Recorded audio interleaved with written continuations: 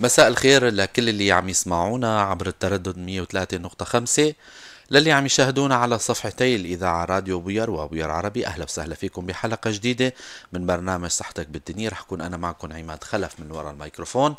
ضيفي بالاستديو الدكتور لازقين حسن، اختصاصي بالجراحة العظمية. اسمحوا لي رحب بضيفنا لحتى نبدأ لقائنا ونقول له لضيفنا مساء الخير وأهلا وسهلا فيك دكتور. مساء الخير أستاذ عماد، مساء الخير لك ولكل مستمعي بوير اف ام، أهلا وسهلا. شكرا لك.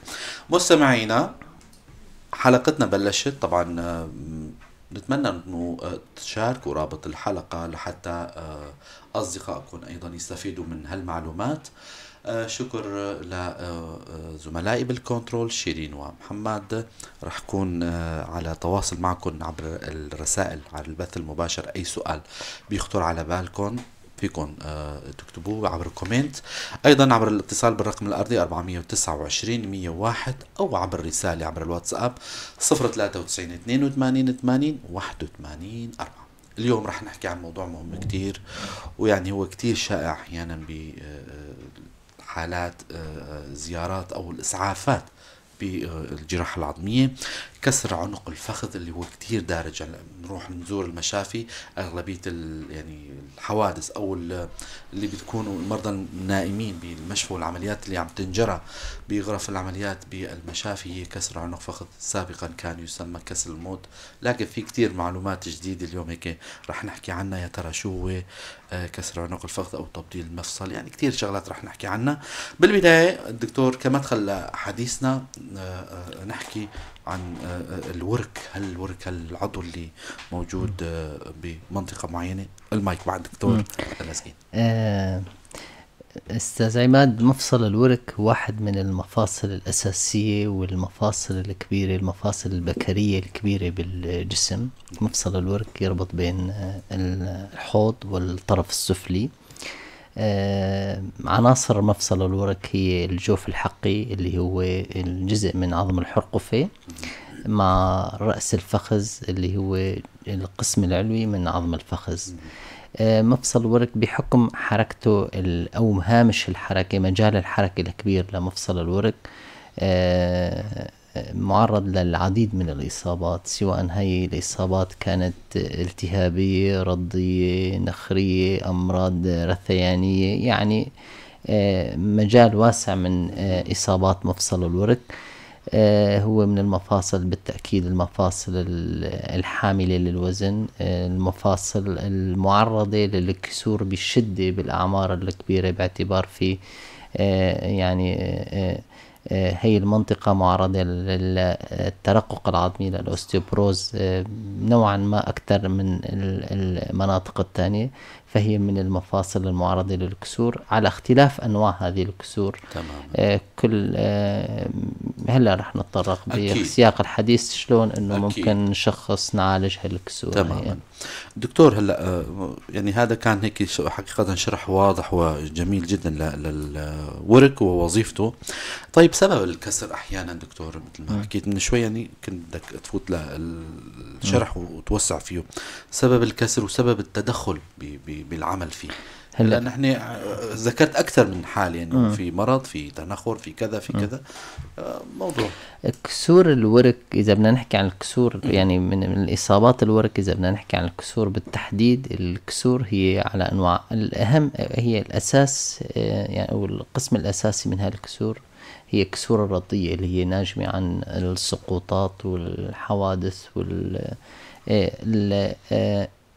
يشمل الردود إصابات المرامي النارية. الكسور هاي ممكن تكون مرضية نتيجة مرض أصيب يعني أو أصاب العظم. هذا المرض ممكن يكون مثلا ورم معين، أو انتقال ورم بدئي بالعظم، أو انتقال من منطقة تانية لعنق الفخذ. ممكن تكون هالكسور هي ناجمة عن التهاب معين، كمان يعني يندرج في سياق الكسور المرضية. التهاب سبب ترقق عظم شديد، هشاشة شديدة سبب الكسر.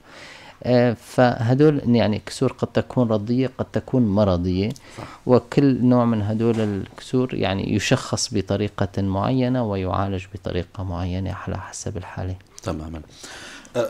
دكتور، هلا شكل الإصابة مثلا كيف بتكون؟ إنه المريض كيف بيحس عن حاله إنه صار في كسر، صار في غير الكسر شعري مثلا؟ الكسور يعني مريض كسر عنق الفخذ طبعا ألم شديد، تحدد حركة المفصل، ما في يحرك المفصل، وإذا حاول غيره يحرك المفصل يشعر بألم شديد. نعم. تشوه شكل الطرف، يعني غالبا كسور عنق الفخذ بيجي المريض مسطح على ظهره والطرف السفلي بوضعية الدوران الخارجي. ياخذ هالوضعية هي. بعض الأحيان يكون في وزمة أو كدمة موضعة بمنطقة الكسر، والتشخيص الأكيد طبعا كل هدول تعطيك فكرة أنه هذا المريض عنده كسر عنق فخذ. والتشخيص الأكيد بيكون بالصورة الشعية البسيطة. أحيانا بعض الكسور التي قد لا تؤكد بالصورة الشعية البسيطة نلجأ للطبق المحوري لتحديد شكل الكسر، مستوى الكسر، وجود كسور أخرى مرافقة. يعني قد يكون كسر عنق فخذ مرافق معه مثلا كسر جوف حقي، فبتختلف طريقة العلاج. أكيد. فأي شك عند الطبيب المفروض يلجأ للطبق المحوري. الطبق المحوري حاليا الموجود طبق المحوري ثلاثي الأبعاد، يرسم لك العظم كما يجب تماما، كأنك تراه على يعني على أرض الواقع تماما، فبينفي أي احتمال لوجود، يعني هيك بتأكد إنه هذا الكسر ما في إصابات أخرى مرافقة تمام. ومستوى الكسر بالتالي بتحدد طريقة العلاج تماما. دكتور، هلا من خلال شرحك لموضوع الإجراءات التشخيصية، غير الفحص السريري أو بالعيان بيبين عنكم في علامات معينة، الآفات الثانية لما بيكون في ألم ما فيه كسر، افترضنا مثلا النخر، الإجراءات اللي بتتخذوها مثلا من رنين مغناطيسي أو طبقي محوري إذا جاز التعبير طيب دكتور، يعني الشيء اللي بيتطلب فيه، هل الإجراء هذا هو بيبت التشخيص بيوصلكم لنتيجة معينة؟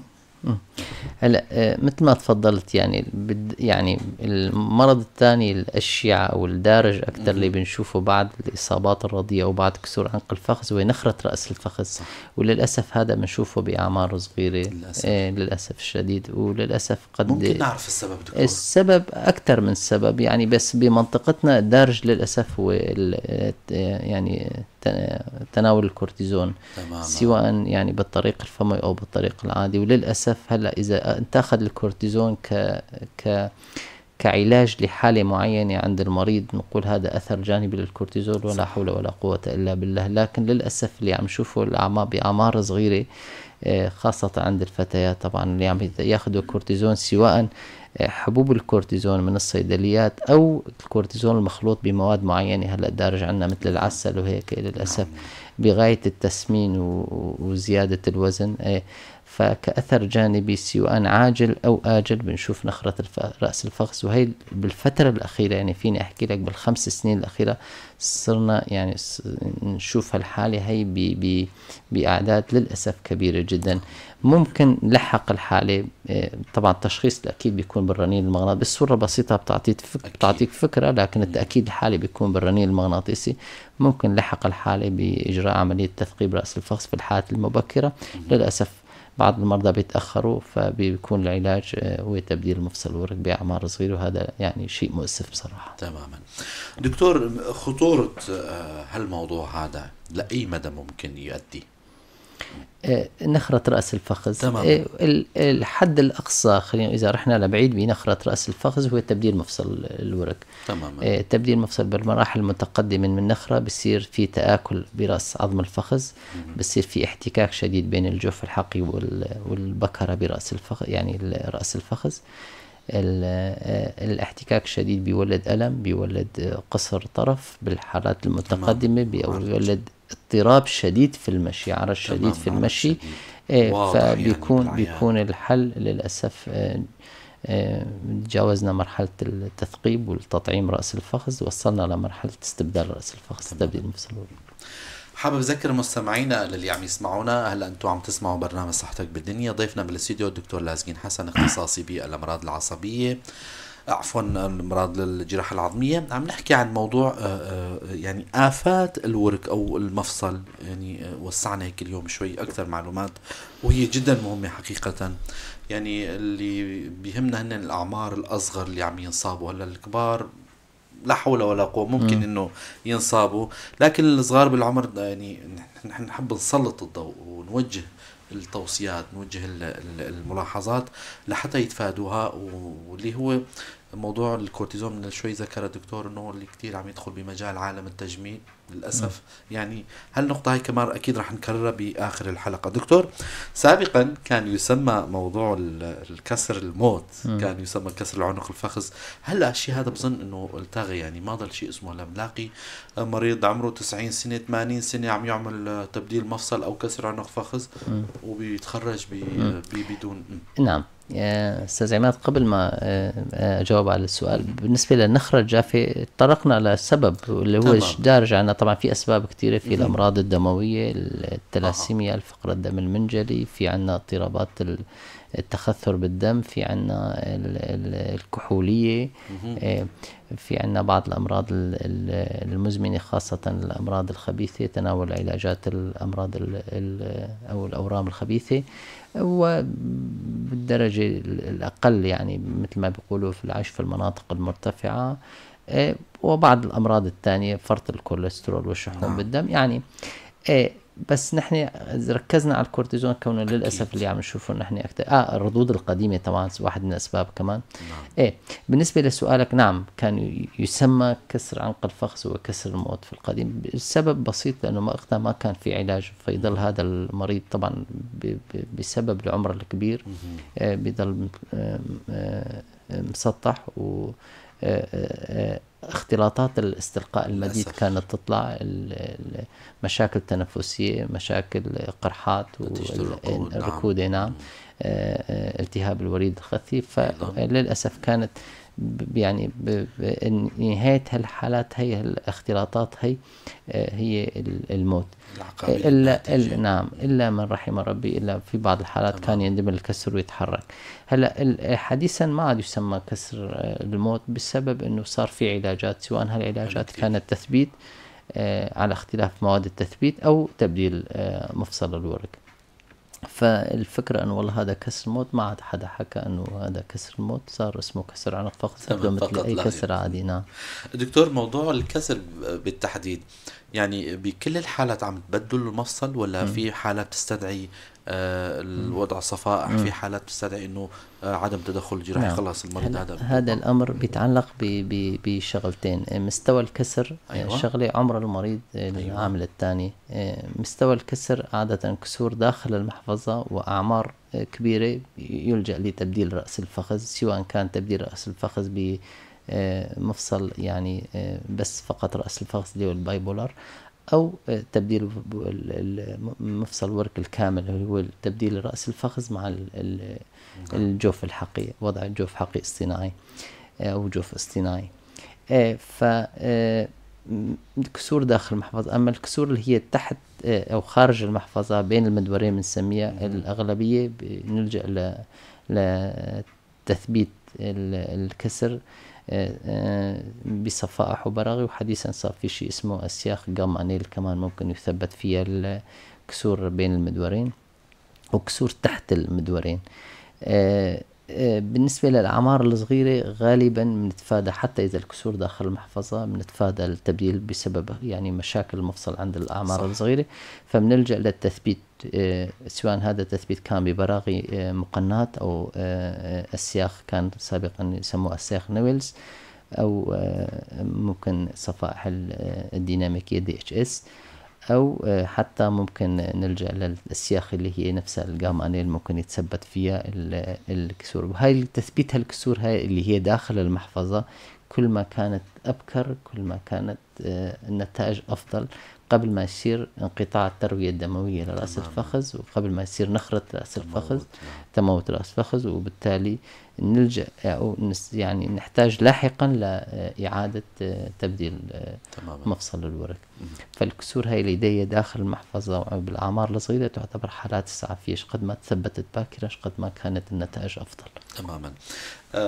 لا، نقطة خارجة عن موضوعنا لليوم. لا، أحيانا دائما المرضى بيسألوا إنه والله صار الحادث الفلاني، الدكتور ما تدخل فورا بالإجراء العمل الجراحي لسبب ما، يعني الطبيب اللي هو اللي يقرر دكتور. يعني هالملاحظة هيك كمان توصلوها للمشاهدين وللمستمعين. نعم، هي الحالة إسعافية هلا حسب وضع المريض، يعني ما معقول تفوت مريض على عنده كسر عنق فخذ والله إسعافي، ومريض عنده نزف دماغي مثلا، أو مريض عنده مثلا أذية حشوية، أو مريض عنده تكدم رئوي.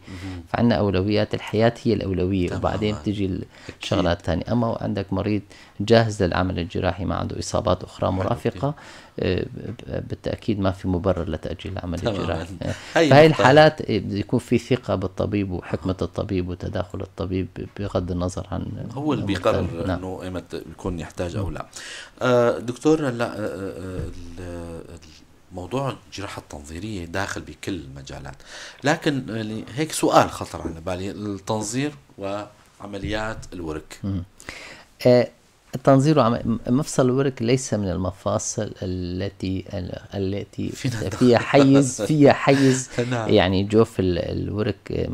مع ذلك في محاولات تنظير مفصل الورك مو عنا بالتأكيد تماما، وهي محاولات لا يعني غير مفيدة، يعني ما أثبتت، خلينا نقول ما أثبتت الفعالية المرجوة منها، على عكس مفاصل تانية. مفصل الركبة صار إجراء شبه اعتيادي حديثا، هلا يعني مو حديثا، يعني بالسنوات الأخيرة مفصل الكتف كمان يتداخلوا، صار يتداخلوا على مفصل الكاحل بالتنظير. لكن مفصل الورك أول شيء مفصل عميق صعب الوصول له، ثاني شيء حيز المفصل أو جوف المفصل جوف ضيق جدا، حجم المفصل حاجة ما يعني ما بيعطيك راحة صعب جدا. نعم. لكن نحن عندنا العمليات الورك معظمها تجرى تحت التنظير القوسي اللي هو غير التنظير الداخل المفصل، يعني تقدر انه تشتغل انت وعم تشوف العضب، فنوعا ما الشقوق تكون صغيره، طبعا عوده للعمل وللحياه تكون اسرع ابكر يعني بفضل وجود الاشعه القوسيه. نعم. حلو كتير. مستمعينا، اذا حابين تنضموا لنا اي سؤال بيخطر على بالكم بمجال الجراحه العظميه، دكتور لازقين حسن اختصاصي بالجراحه العظميه ضيفنا بالاستوديو، عم نحكي عن موضوع يعني آفات المفصل الورك، سواء كان النخر أو الكسر أو غيره. دكتور، أحد المستمعين مثلا بيسأل عن حاله إنه ترى المفصل هذا له عمر معين اللي يعني المفاصل الحديثة أعمارها نوعا ما يعني جيدة وسطيا. إذا بدي نحدد السنة يعني وسطيا 15 سنة في حال لم تحدث اختلاطات، وممكن يكون أكثر من 15 سنة. المفاصل الجديدة مفاصل شبابية عمرها طويل. نعم. ويعني مواد اللي يعني تستخدم الداخلة في مواد طويلة العمر والتأقلم أو تلاؤمها مع جسم المريض جيد جدا. في حال طبعا نرجع ونحكي في حال عدم حدوث اختلاط اللي هي لا سمح الله حدوث انتان أو خلخلة بالمفصل لسبب ما، أو لا سمح الله خلع بالمفصل. المفاصل أعمارها كبيرة، ومفصل الورك مفصل مثل ما بيقولوا بالعامية ذمته واسعة، يعني الجسم بيتقبله بشكل منيح يعني لأنه محمي من العضلات من الأمام والخلف. نعم. تماما. وتقبل المريض لمفصل ورك جيد. يعني طبعا في حال تغير فيه تعليمات بده يتبع المريض نوعا ما، تغيير نمط الحياة بده يتأقلم، صار في شيء اصطناعي جوا الجسم، فبده يتأقلم مع الشيء الموجود عنده. أكيد. تماما. دكتور، سؤال الواحد بيسأل حاله إنه يا ترى غير الكبار السن بينصابوا بهالحالات، سواء كان حتى النخر آفات المفصل بيصابوا فيها كبار صغار السن، الشباب، فئات الأعمار الصغيرة.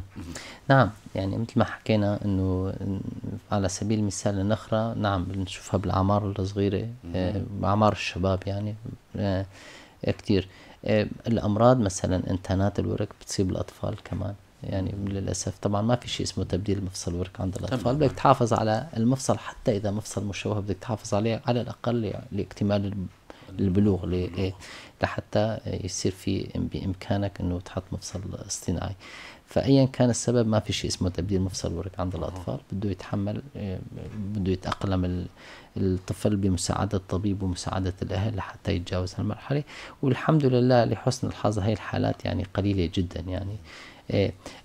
طبعا بعد خلع الركن الولادي الغير معالج أو المعالج بشكل ناقص ممكن كمان يحصل تشوه بمفصل الورك، وبالتالي نلجأ لتبديل مفصل الورك.